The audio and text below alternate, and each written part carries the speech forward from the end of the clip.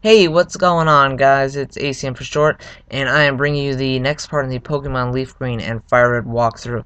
In this part, we're going to be catching the legendary Pokemon Zapdos, the flying bird Pokemon, and this is going to be a little split up walkthrough. So if you're interested in the item route, you can pay attention to this part, and if you're interested in the quick route, skipping all the items and everything, you can skip to the time 2:58. That's 2 minutes and 58 seconds. Right here, I'm going to be going through the power plant. I'm going to be going through it slow in this time, getting every single item and everything. And then at 2:58, I'm going to go back outside and then go back in again and do it all over again really quick for those of you who don't care about the items and stuff, who just want to get to Zapdos as quick as possible. So here's the path right now with the items and everything. Again, you can skip to 2:58 to see the quick path, alright?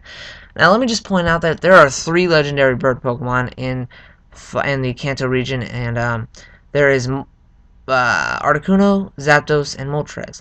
Now the reason why I set them in that order is there's a little twist into their names. We know there's Articuno, which he's ice type, so Arctic is the ice in his name. And then we have Zapdos, which is the electric bird Pokemon, so that's why there's Zap. And then there's Moltres, which is the firebird Pokemon, like molten. So yeah, but there's also another thing that not many people know about their names. Now there's Articuno, Zapdos, and Moltres. We covered the first part of their name: Arctic, Zap, and Molt. So if you take away that, what do you have? You have Uno, Dos, and Tres. Oh, you like that? That's kind of interesting, right? Just a little point out right there. It's kind of cool to know. I learned that about 3 or 4 years ago.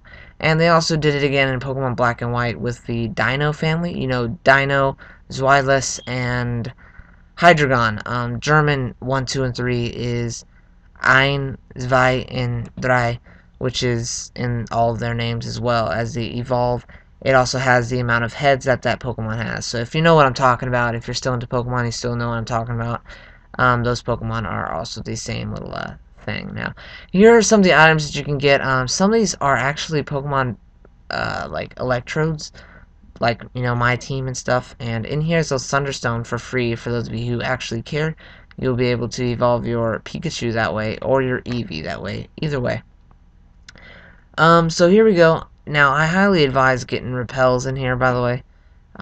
It's really, you know, speaks for itself. But here's Zapdos. Again, I'm not going to battle him. I'm going to go outside. I'm going to go back inside from the front. Now, this is the 2:58 time, so for those of you who have skipped to this part, this is the quick run through here.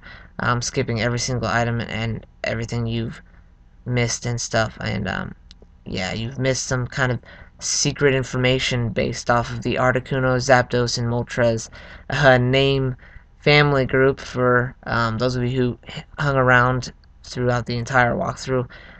You know what I'm talking about. But yeah, so here we go. We're going to be coming up to Zapdos right here. Now, Zapdos is a legendary bird Pokemon with electric and flying types as his types.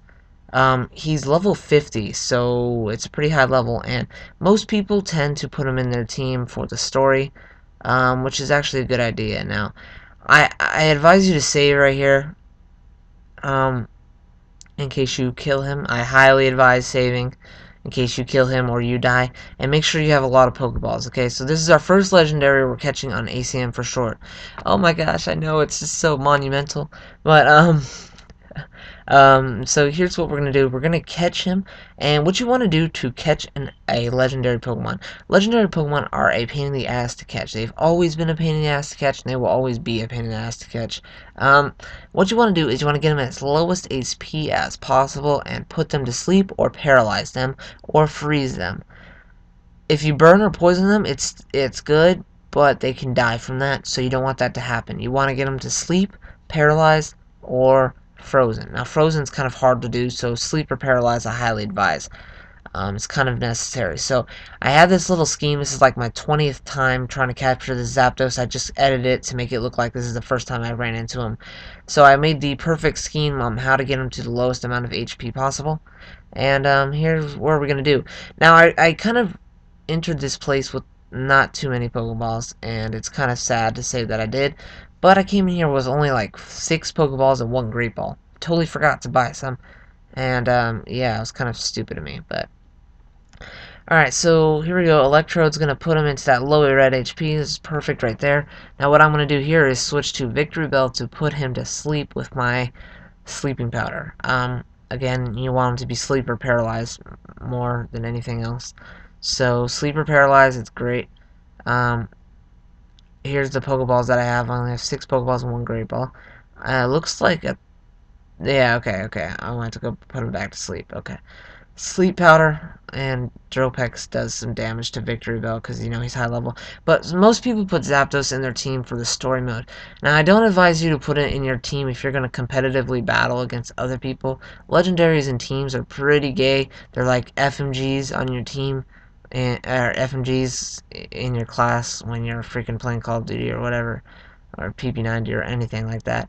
You just don't want them in your team. It's really unfair and stupid, and you look like you're a noob to Pokemon, so don't do it.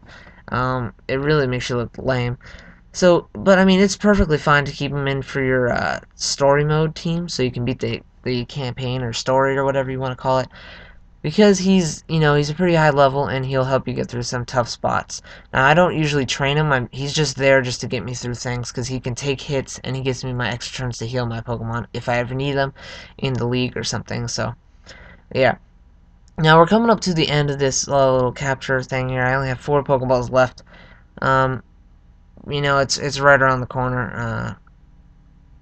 3 Pokeballs left now. I hate catching Pokemon. I always have to...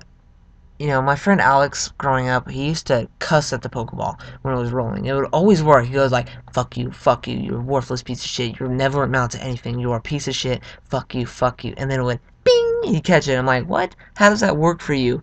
And, you know, there's always this little thing that has to work for somebody. Mine is just like pressing the buttons at the same time. I don't know, it just makes me feel like it'll catch them. And it works like that.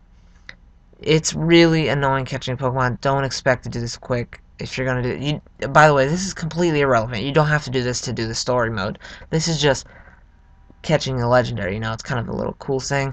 So we only have 2 Pokeballs left. I'm coming up to that final capture. I think this might be it. And there's 2 Wiggles, 3 Wiggles, and click. Got him. Okay, gotcha. Zapdos was caught. All right, so I got him in the Pokeball now. So he's just gonna be in my team, not for use, just for kind of those moments that I need to get out of, those little emergency moments. And you know, it took me like an hour to catch him, so I'm just gonna name him a nice little friendly name here to show my respect for him. Yeah, that's pretty much it. So we're just gonna leave out of the left exit, and we're going to fly back to Saffron City because that's where the next part of the walkthrough is going to take place.